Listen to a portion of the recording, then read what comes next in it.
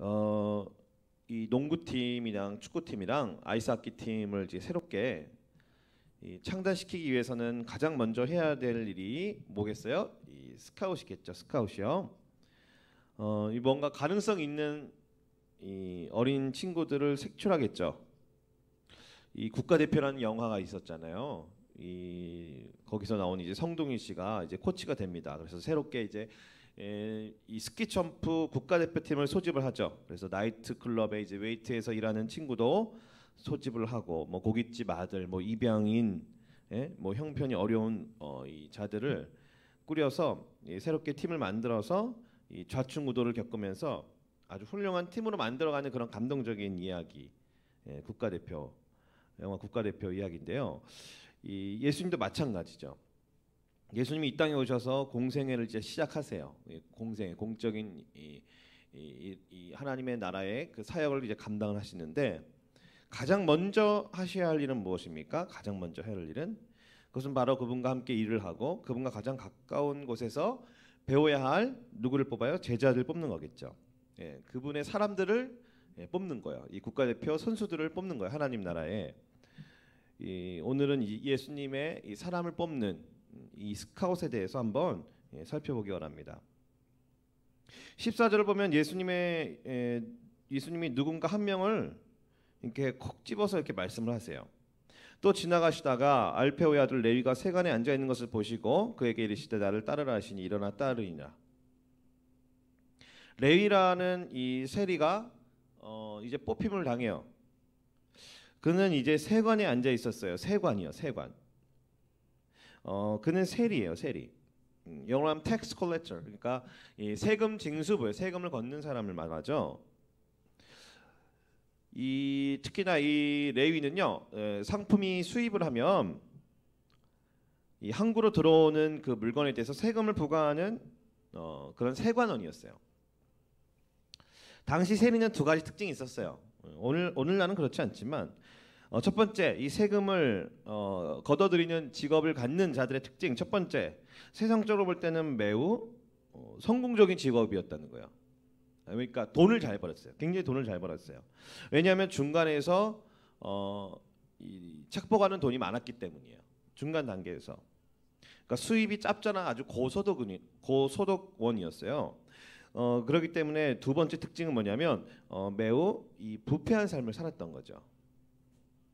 이스라엘 백성들 즉 동족들에게 경멸과 무시와 조롱을 당했어요. 그렇게 살았기 때문에. 돈은 많지만 부패했기 때문에 경멸과 조롱을 많이 당했어요. 자국민들에게. 이해갔죠? 마치 한국과 일본의 상황도 약간 비슷했죠. 그래서 매국놈이라는 소리를 듣는 자들이 있었죠. 우리가 일제 치하에 있었을 때. 그래서 자국민인 조선인들로부터 이 경멸과 조롱과 비난을 겪었잖아요, 그들은요. 옛날에는 그 이스라엘이라는 나라가 이 로마의 속국이었거든요. 로마가 지배를 하고 로마가 압제를 했기 때문에 이스라엘 사람들의 마음에는 뭐예요? 로마가 원수 같은 나라죠. 반감이 있는 나라고 매우 불편한 나라고. 근데 이 로마 정부를 위해서 이스라엘 백성들의 세금을 걷어들이고 또 때로는 착복을 해서 자기 배를 채우니까 얼마나 믿고 싫었겠어요. 근데 그 세리를 누가 이렇게 부르고 계시는 거예요. 죽어도 겉옷들도 안 벌 그런 자를 누군가 지금 부르고 계시네요. 예수님이 부르고 계세요. 예수님이 이 땅에 오셔서 누구를 부르고 계시냐면 세리를 부르고 계세요. 세리를. 도덕적으로 훌륭하고 신앙적으로 본이 되고 사회적으로도 덕망이 높은 자들을 부르고 계시는 것이 아니에요. 그들을 스카우트하신 것이 아니에요.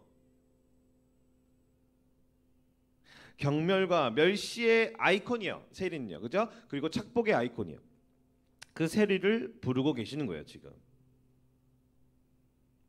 예수님이 세리를 부르고 계시는데 많은 세리를 그냥 통째로 부르신 것이 아니라 그 세리 중에 한 사람에게 예수님의 눈이 응시되면서 집중하시면서 특별히 그 레위를 부르고 계시는 거예요. 교회 예배당에서 혹은 성전에서 부르고 계신 것이 아니에요. 그 세리가 일하고 있는 그 현장, 그것이 남들이 볼 땐 뭐 성공적인 삶으로 보이든 아니면 경멸과 조롱과 멸시의 대상으로 보이든 다른 사람의 이목과 시선과 관계없이 예수님은 레위가 예배당에 왔을 때 그를 받아주신 것이 아니라 레위라는 사람이 일하는 그 작업 현장으로 우리 예수님이 직접 가신 거예요. 이 국세청 같은 오늘날로 얘기하면 세금을 걷어들이는 곳에 일하는 그 작업의 현장에 예수님이 직접 가셔서 세리 레위를 응시하시고 그에게 말을 건네시는 거예요. 나를 따르라고 하세요. 단순히 나를 믿으라보다 훨씬 더 깊은 차원의 얘기죠. 나를 따르라. 그러니까 이게 뭐예요? 스카웃이 된 거예요.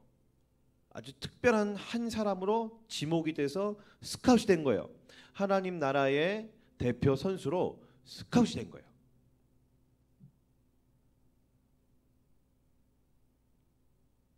예수 그리스도의 나라를 대표하고 예수 그리스도의 나라를 세워가고 예수 그리스도 나라의 그 영광을 위해서 일할 대표자로 세워진 거예요. 누가 세워졌어요? 세리가 세워졌어요. 당시 도덕적으로 비난을 당하고 지탄을 받고 나쁜 놈이라고 여론의 문매를 맞은 그 죄인이라는 팻말을 평생 달고 살아야 했던 그 세리. 돈은 좀 있을지 모르지만 아무도 가까이 하려고 하지 않고 특히 이제 그 이스라엘 종교 지도자들이 매우 무시하고 멸시했던 그 세리 레위를 예수님이 어떻게 해요? 예수님이 스카우트했다는 거예요. 그럼 레위는 어떻게 반응합니까? 자신을 따르라는 이 예수님의 요청에 레위는 어떻게 반응합니까? 즉시 일어나 따라요. 이 레위가. 자신이 가지고 있는 모든 것들보다 이 예수님의 음성이, 예수님의 말씀이, 예수님의 부르심이 가슴에 더 깊이 박히고 그것이 더 훨씬 더 크게 들린 거예요. 큰 소리로 들린 거예요. 모든 사람들이 자기 자신을 비난하고 조롱하고 있잖아요.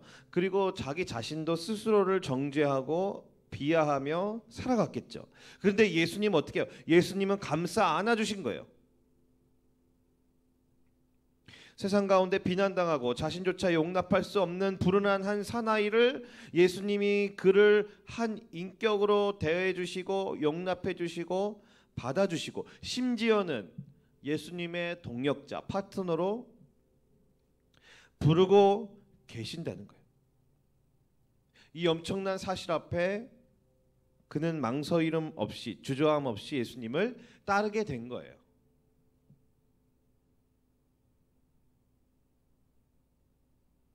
매우 감동적인 스토리예요. 매우 감동적인 스토리예요. 예수님은 그의 집에 가셔서 이제 식사를 해요. 식사를. 그러니까 식사를 한다는 것은 뭔가 좀 더 친밀한 교제를 나눈다는 거겠죠. 그런데 또 좀 놀라운 장면이 또 나와요. 15절에 보면 그의 집에 앉아 잡수실 때 많은 세리와 죄인들이 예수와 그의 제자들과 함께 앉았으니 이는 그러한 사람들이 많이 있어서 예수를 따름이러라. 많은 세리들과 죄인들이 함께 앉았어요. 어떤 죄를 지었는지 몰라요. 안 나오니까. 근데 중요한 건 죄인들이래요. 죄인들이요. 그 자리에.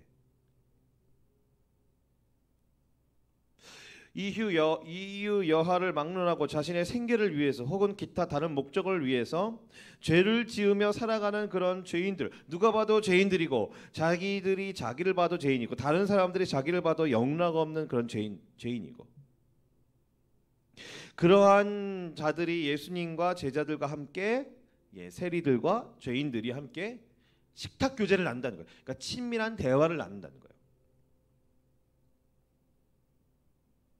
이 밥을 같이 먹는다는 것은 뭐냐면 친교를 나누는 거예요. 서로 인격적으로 친밀해지는 거예요. 예수님 주변에는 이 레위 같은 사람들이 많이 있었어요. 이 세리 그리고 죄인들. 그러면 어떻게 해요? 당연히 그것을 비난하는 사람들이 있겠죠. 그것을 못마땅하게 여기는 사람들이 있겠죠. 그것이 비판의 빌미가 되었겠죠.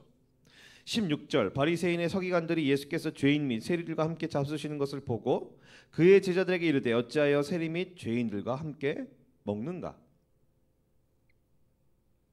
이 바리새인의 서기관들은 당시 누구냐면 종교 지도자들이에요. 종교 지도자들. 그러니까 다른 사람들이 볼 때는 어떻게 해요? 굉장히 신앙심이 좋아 보이고 존경을 받는 그런 그룹의 멤버들이에요. 이 사람들은.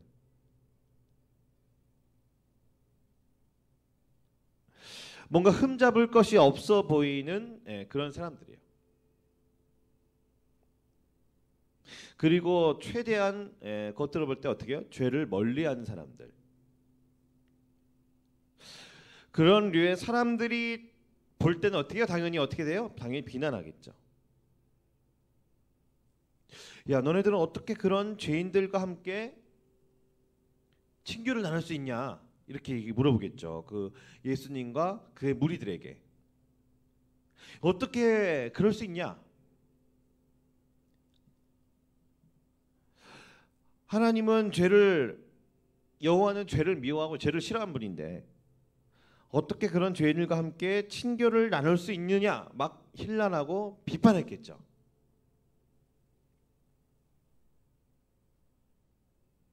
서로 간의 갈등은 점화됐을 거예요. 그걸 들으신 예수님이 답변을 하시는 거예요.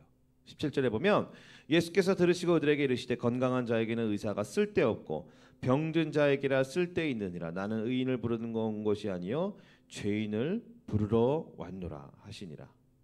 다시 한번 읽어봅니다. 예수께서 들으시고 그들에게 이르시되 건강한 자에게는 의사가 쓸데없고 병든 자에게 쓸데있느니라. 나는 의인을 부르러 온 것이 아니요 죄인을 부르러 왔노라 하시니라. 그러니까 예수님이 이렇게 말씀하세요. 그들에게는 세리들과 죄인들에게는 의사가 쓸데가 있다는 거예요. 그 사람들은 병들었기 때문에 예수님 당신 자신이 필요하다고 말씀하시는 거예요. 그리고 예수님이 이 땅에 오신 이유는 뭐예요? 의인을 위해서 오신 것이 아니라는 거예요. 자신들이 죄 없다고 흠 없다고 다른 사람들보다 자기네들이 좀 낫다고 어떤 우월감을 가지고 살아가는 그런 의인들을 위해서 오신 것이 아니라는 거예요. 누구를 위해 오셨어요? 죄인들을 위해 오셨다는 거예요. 죄인들을 위해서. 예수님은 이 땅에 왜 오셨습니까? 죄인을 구하러 오셨어요. 죄인을 부르러 오셨어요. 예수님이 이 땅에 왜 오셨어요? 아픈 사람들을 고치러 오셨어요. 자신이 아픈 사람이고요. 자신이 죄인이라고 생각이 들면 예수님을 어떻게 해요? 믿을 수밖에 없어요. 예수님과 친해지려고 할 수밖에 없어요. 예수님을 의지할 수밖에 없어요. 왜냐하면 예수님은 구원자가 되시고 예수님은 의사가 되시기 때문이에요. 그러니까 이 세상에서 가장 불쌍한 사람들은 누구냐면 종교 지도자들처럼 당시 이스라엘 종교 지도자들처럼 자신들이 꽤 괜찮은 사람이라고 생각하는 사람들, 자신들이 의인이라고 생각하는 사람들, 자신들은 죄가 없고 깨끗하고 부정한 것이 없고 그렇게 생각하는 사람들이 누구냐면 가장 불쌍한 사람들이에요. 자신은 전혀 문제가 없고 자신은 건강하고 자신은 무언가 잘할 수 있고 잘 나갈 수 있고 남부러울 것이 없고 그저 행복하다고 생각하는 그런 사람들이 사실은요 가장 불쌍한 사람들이에요. 왜냐하면 그들에게는 누가 필요 없습니까? 예수님이 필요가 없어요. 예수님 필요가 없어요. 의사도 필요 없고 구원자도 필요가 없어요.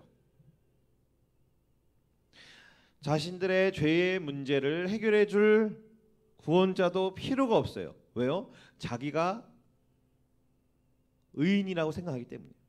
그러니까 의인이란 말은 자기가 그래도 남들한테 해코지 안 하고 그렇게 남들한테 피해 안 주면서 그냥 나름대로 법을 지키며 살아간다고 꽤 괜찮은 사람이라고 생각하며 살아가는 보통의 일련의 모든 사람들을 지칭할 수도 있겠어요. 문제가 없다고 생각하는 거예요. 구원자가 필요 없다고 생각하는 거예요. 자신들의 죄의 문제를 해결해 줄 구원자가 필요 없다는 거예요. 이런 사람들이 누구예요? 사실은 제일 불쌍한 사람들이에요. 저번 주는 심판대를 한번 살펴봤죠. 심판대를. 심판대 앞에 서면 어떻게 됩니까? 죄의 목록들이 낱낱이 고발이 되고 낱낱이 탄로가 난다는 거예요. 우리가 불식간에 지었던 모든 죄들이 심판대 앞에서는 다 드러난다는 거예요. 다른 사람의 눈을 속일 수 있어도 하나님의 눈을 속일 수가 없고, 하나님은 우리의 마음의 중심과 동기까지 다 보고 계시고 다 감찰하시고 그것을 다 아신다는 거예요. 심판대 앞에서는 숨길 것이 아무것도 없어요. 다 드러나게 돼 있어요. 모든 것이. 그러니까 그 심판대 앞에 심판대를 생각하면 어느 누구도 우리는 자신 있다 얘기할 수가 없어요. 어느 누구도 안심한다라고 얘기할 수가 없어요. 우리는 어떻게 됩니까? 우리는 두려울 수밖에 없는 거예요. 여러분, 그럼 반대로요. 어떤 사람들이 복된 사람입니까? 어떤 사람들이냐면 반대로 자신의 연약함을 아는 사람들, 자신의 내면에 많은 문제가 있고 자신의 내면에 많은 상처가 있고 자신의 상태를 보면 절망이라고 생각하는 사람들, 자신이 하나님 앞에 서면, 자신이 심판대 앞에 서면 영락없는 죄인이라는 것을 아는 사람들, 그래서 구원자가 필요하고 그래서 그거 나를 고쳐주고 치유하고 회복시켜 주실 의사가 필요하다는 것을 아는 사람들, 그것을 깨달은 자들이 바로 복된 자들이죠. 왜냐하면 그런 자들에게 누가 필요합니까? 예수님이 필요하기 때문이에요. 예수님이 절대적으로 꼭 필요하기 때문이에요. 그런 사람들에게는 의사 되시고 구원자 되신 예수님이 꼭 필요하기 때문이에요. 꼭 필요하기 때문이에요. 여러분, 우리 자신을 돌아보면 사실은 문제 없는 사람이 없어요.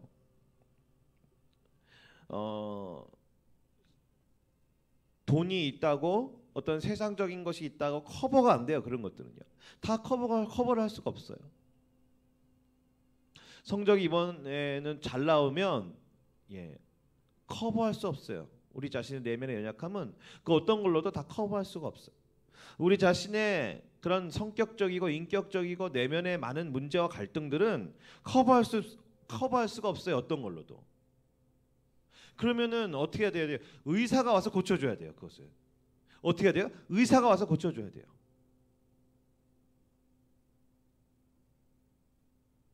그 의사는 누굽니까? 의사는 예수 그리스도예요. 의사는 예수 그리스도.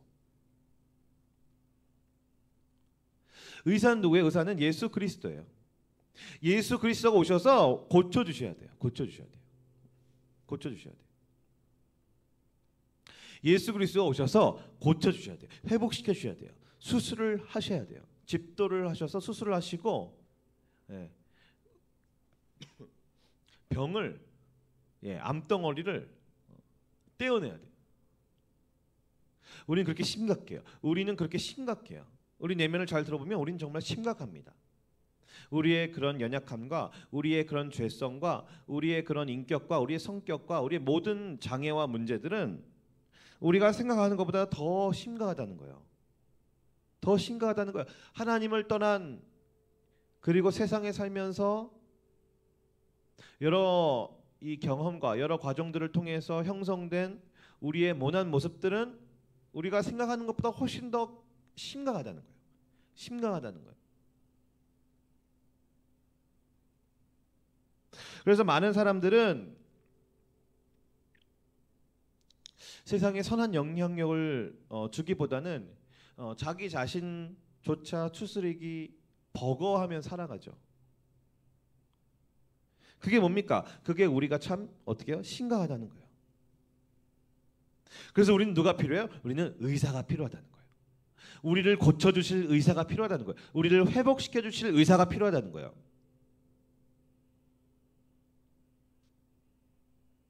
우리는 누가 필요하다고요? 우리는 의사가 필요합니다. 우리 중고등부 친구들, 우리 청년부, 우리 친구들, 지체들, 우린 누가 필요합니까? 우리는 의사가 필요해요. 의사가. 내가 문제가 있기 때문에 발생했던 수많은 그런 허물들, 그렇기 때문에 누가 필요합니까? 우리는 구원자가 필요합니다.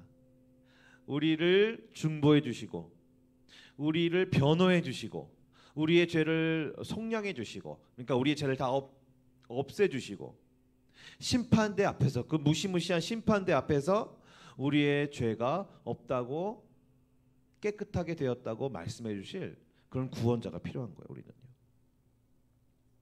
여러분 어떠합니까? 지금요. 여러분 건강합니까? 아무 문제 없습니까? 먹을 것이 있고, 입을 것이 있고, 잘 곳이 있고, 내 방이 있고, 컴퓨터가 있고, 또 핸드폰이 있어서 여러분 정말 편하고 행복하기만 할까요? 그렇지 않습니다. 그런 문명 기기 발달들도 이 모든 우리의 문제를 덮어줄 수가 없어요. 잠시 잠깐의 즐거움을 줄 수 있지만 내면에 근본적으로 우리를 고치거나 행복하게 해줄 수가 없어요.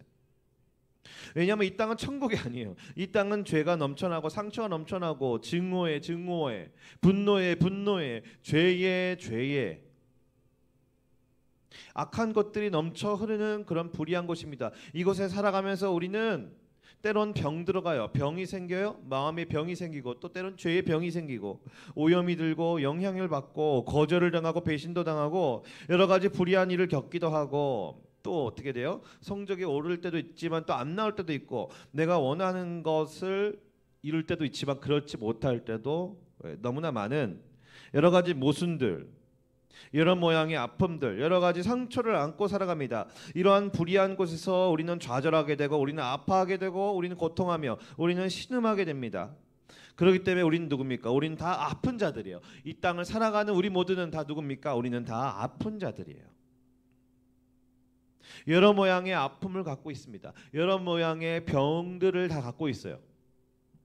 특정인이 아니에요. 우리 사실은요. 특정인이 아닙니다. 우리 인간이 다 그렇다는 거예요. 이 성경에서 나오는 특정 병자만 병자가 아니고, 성경에서 나오는 특정한 어떤 세리와 혹은 창녀들만 죄인이 아니고, 우리를 비춰주는 거예요. 그것은요.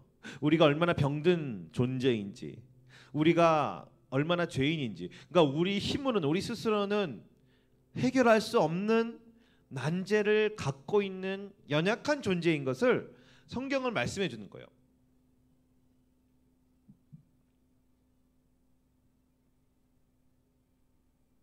우리가 아프기 때문에 우리가 가지고 있는 아픔을 다른 사람들에게 막 영향력을 미치고 전가하고 대갚아주고 다른 사람들을 아프게 하는 이 악순환에 걸려 있다고요. 이 세리들처럼 혹은 죄인들처럼 살기 위해서, 어떤 목적을 위해서 선을 행하지 아니하고 타협하면서 살아갔을 수도 있어요. 그래서 누가 오셨다고요? 그래서 예수님이 이 땅에 오신 거예요. 그래서 이건 너무나 기쁜 소식이에요. 기쁜 소식이에요. 코로나 사태의 근본적인 원인은 뭐예요? 죄로부터 생긴 거예요. 죄로부터. 죄가 이 세상에 없으면 코로나도 없는 거예요. 코로나의 근본적인 원인은 무엇입니까? 죄예요. 인간의 죄의 문제.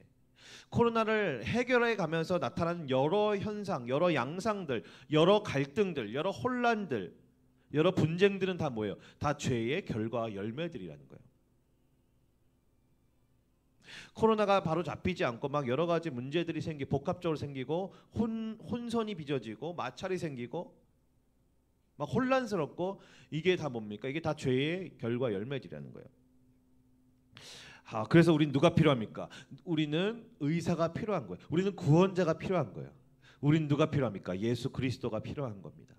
왜냐하면 우리를 지으신 분은, 우리가 우연히 그냥 태어난 것이 아니라 우리가 지으신 분은 하나님이시라는 거예요. 그분만이 우리를 고치실 수 있는 유일한 분이시라는 거예요. 왜냐하면 그분이 우리를 지으셨기 때문에요. 하나님의 사랑이, 예수님의 사랑이 우리 안에 없으면 우리는 살 수가 없어요. 여러분, 살아도 편하게 사는 것 같아도 그거는 사는 게 아니에요, 사실은요.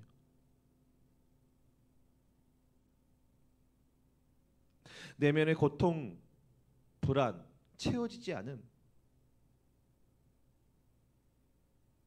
그 해결되지 않는 그런 죄와 죽음의 문제, 여러분 그건 사는 것이 아니라는 거예요. 우리의 연약함을 인정하고 시인하면서 우리는 누구 앞으로 가야 됩니까? 우리는 예수 그리스도 앞으로 여러분 나아가야 된다. 그분 안에서 쉼을 얻고 그분 안에서 예수 그리스도 안에서 어떻게 해요? 회복이 되고 상처가 치유받고 또 꿈이 생기고 소망이 생기고 비전이 생기고